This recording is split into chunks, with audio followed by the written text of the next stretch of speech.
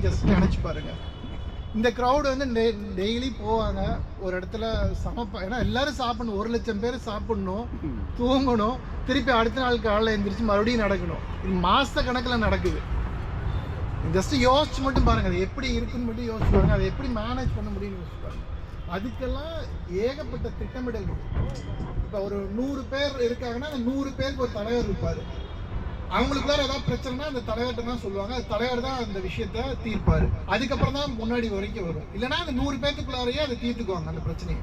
ஏன்னா ஏகப்பட்ட பேருக்கு ஏகப்பட்ட சிக்கல்கள் இருக்கும், உடம்பு முடியாமல் போகலாம், அவங்களுக்கு குழுக்களுக்குள்ளார சண்டை வரலாம், இல்லை மாதக்கணக்கில் நடக்கும்போது ஏகப்பட்ட விஷயங்கள் நடக்கும்.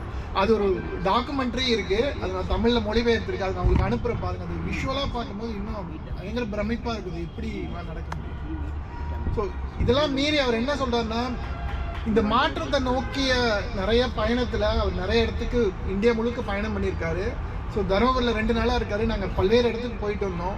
ஸோ இங்கே பார்த்த வரைக்கும் மக்கள் ரொம்ப அன்பாக இருக்காங்க, நிறையா மாற்று சிந்தனைக்கான நிறைய வேலைகள் செய்கிறாங்க. ஸோ தருமபுரி வந்து அவருக்கு ரொம்ப பிடிச்சிருக்கு. தருமபுரி வந்து இந்தியாவுக்கே ஒரு முக்கிய மாடலாக மாறும் அப்படின்னு சொல்கிறாரு. நன்றி, வணக்கம். ஸோ நமக்கான கேள்விகள் எதாவது இருந்தால் கேட்கலாம். அவங்க ஜில் மேடமும் வந்து பார்த்திங்கன்னா